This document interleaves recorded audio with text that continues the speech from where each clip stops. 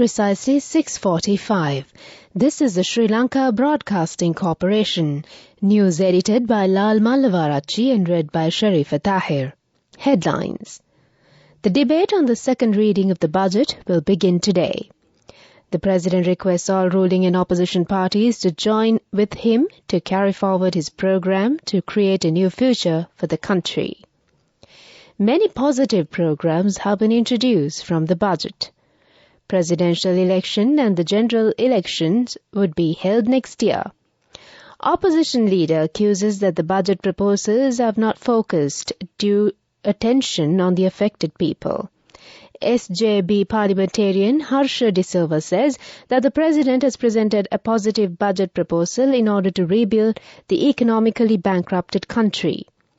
In foreign news, Gaza hospitals caught on front line of Israel-Hamas war.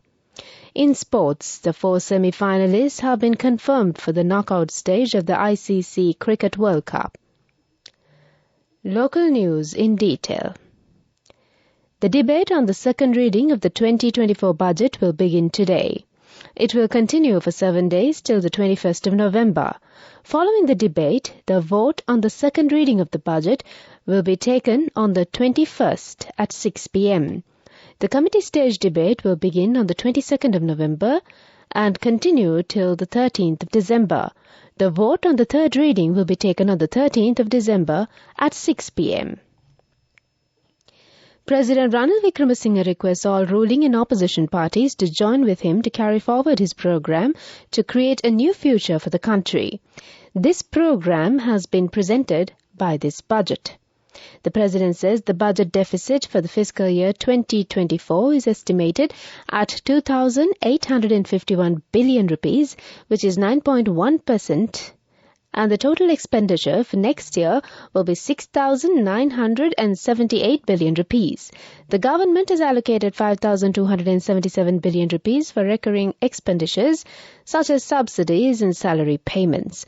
For salaries and wages, 1,127 billion rupees has been set aside and 1,158 billion rupees for subsidies and transfers.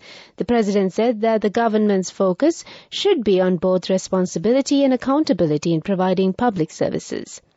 It is essential to maintain strict financial discipline while implementing the government budget.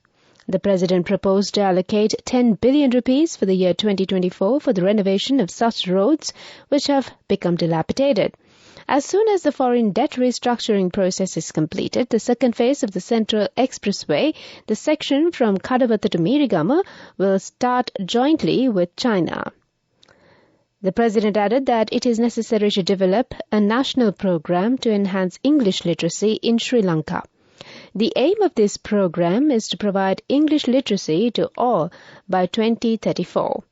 The President also said that 29% of Sri Lanka's total fish harvest comes from the freshwater fisheries and aquaculture sector.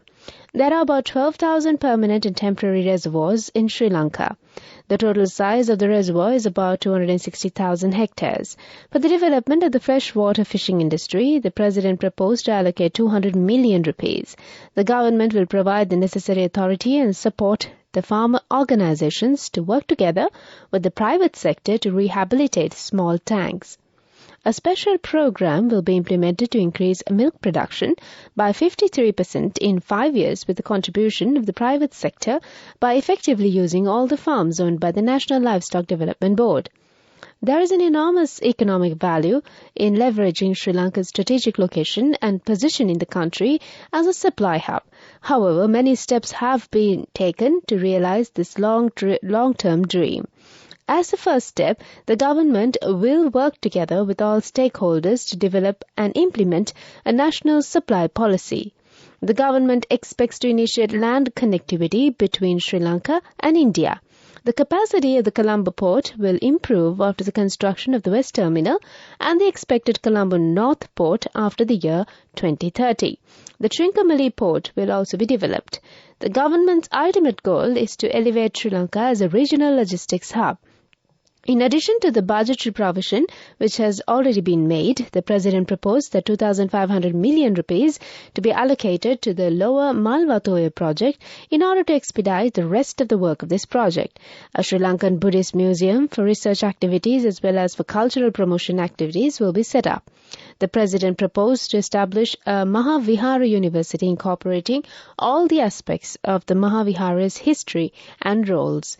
This is the Sri Lanka Broadcasting Corporation giving you the news. People's Bank Excelsior. Live the life you want.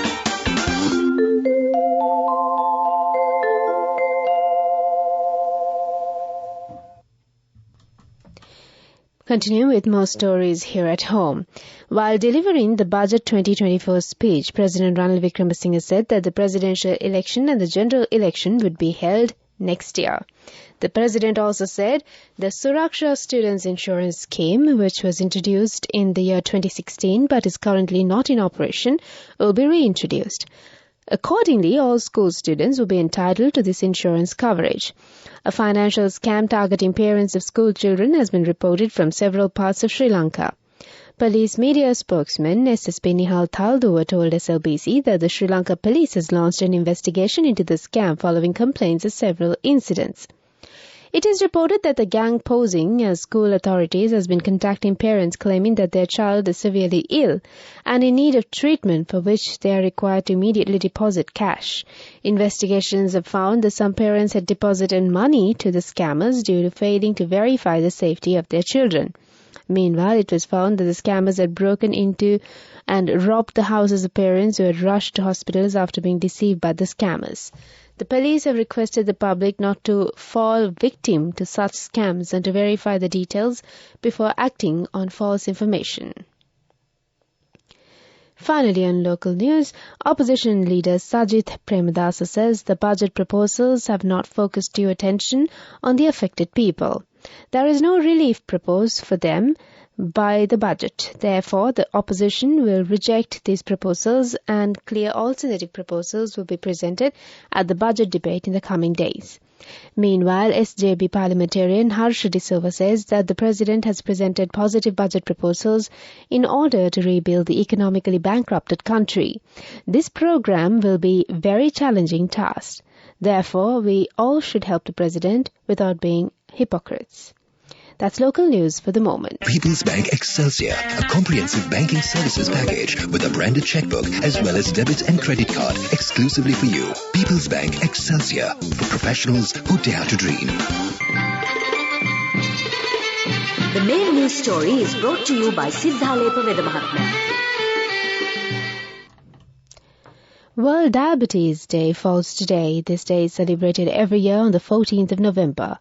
World Diabetes Day was created in 1991 by the International Diabetes Federation and the World Health Organization in response to growing concerns about the escalating health threat that diabetes now poses.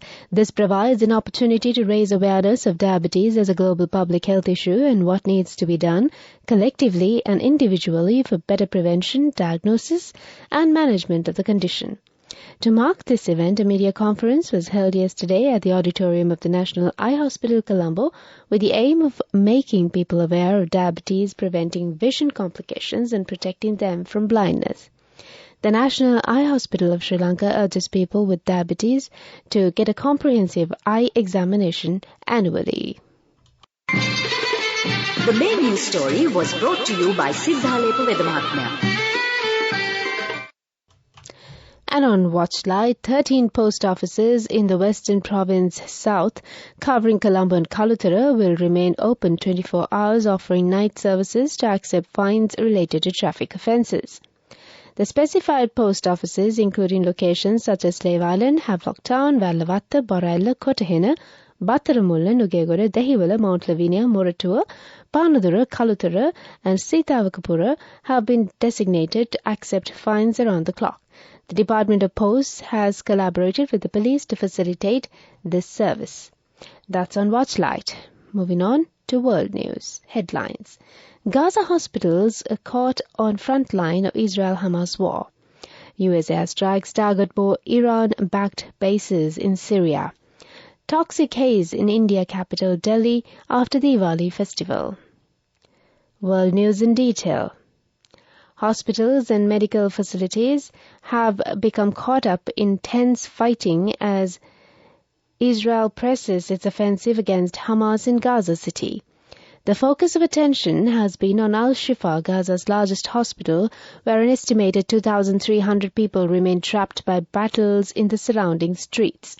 Other facilities are reporting similar situations, a lack of supplies and power, and an ever-present threat to life due to fighting.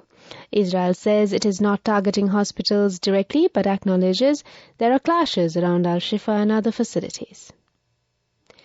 The U.S. has conducted precision airstrikes in Syria on facilities used by Iranian Revolutionary Guard, the Pentagon has said. Secretary of Defense Lloyd Austin said the strikes were in response to continued attacks on U.S. bases in Iraq and Syria by Iran-backed fighters. It is the third time since 26 October that U.S. forces have carried out such airstrikes. They come amid rising tensions in the region due to the Israel-Hamas war. Finally, on world news, residents of India's capital Delhi woke up to smoky skies as air quality dropped after the festival of Diwali. People in the city burst crackers late into Sunday night despite a ban on fireworks due to high pollution levels. Delhi has been battling toxic air for weeks, with the government announcing an early winter break for schools in an effort to protect children. The city has high pollution through the year due to factors including vehicular emissions and dust. That's on World News. Development News. 2 billion rupees has been allocated for the basic activities of the construction of the Hinguragoda International Airport. While presenting the 2024 budget yesterday, President Ranil Wickremesinghe said that the decision was taken in consideration of the fact that construction activities of the proposed airport are yet to be implemented, although there have been discussions on various scales for some time. Moving on with sports news. The 4 semi-finalists have been confirmed for the knockout stage of the ICC Men's Cricket World Cup 2023. Hosts India finished top of the standings with 9 wins consecutively. The first semi-final will commence at 2 p.m. in Mumbai. The second semi-final will be held the following day, with South Africa and Australia to battle for a place in the final at Eden Gardens in Kolkata. The World Cup final will be held at Narendra Modi Stadium in Ahmedabad on Sunday, where more than 100,000 fans are expected to attend. Go ekakthiyana youth kat life ke change kat niyameta set penna aswagena dagapuina habe karana youth kat niyameta set penna friendship ekamenna. The all-new NSB Itru account, NSB IM, a plan for your dream. Business News, sponsored by National Savings Bank, the safest place for your money. A new excise licensing system allowing for more flexible operating hours of liquor stores in a bid to discourage the illicit selling of liquor and to maintain industry discipline is to be introduced for the excise department. The new licensing system also allows further streamlining of guidelines issued for various types of liquor licenses, the revision of those regulations related to activities concerning tourism promotion, the introduction of an appropriate policy for soft liquor licenses, and the maintenance of discipline within the industry at the highest possible level. That's on Business News. Business News, sponsored by National Savings Bank, the safest place for your money. Go ekakthiyana youth kat life ke change kat niyameta set penna aswagena dagapuina habe karana youth kat niyameta set penna friendship ekamenna. The all-new NSB Itru account, NSB IM, a plan for your dream. And on economic news, President Ranil Wickremesinghe has proposed to establish a revenue authority to boost tax collection. The country missed the tax revenue target this year, and some of the ruling party legislators have blamed Inland Revenue Department, Excise Department and Customs for the failure. The government considered the move to establish a revenue authority to monitor all three tax collecting bodies due to their failure in reaching their individual targets. That's on economic news. Weather report. The low-level atmospheric disturbance over the island still persists due to the influence of low-pressure area development in the southwest Bay of Bengal. Showers or thunder showers will occur at times over the coastal areas of the northern, northwestern, western and southern provinces. Showers or thunder showers will occur at several places elsewhere of the island after 2 p.m. Fairly heavy showers above 75 millimeters are likely at some places in the West Abragamo, southern, central, north central and northern provinces. That's the weather update. Before we wind up this bulletin of news, back to the headlines. The debate on the second reading of the budget will begin today. The President requests all ruling and opposition parties to join with him to carry forward this program to create a new future for the country. Many positive programs have been introduced from the budget.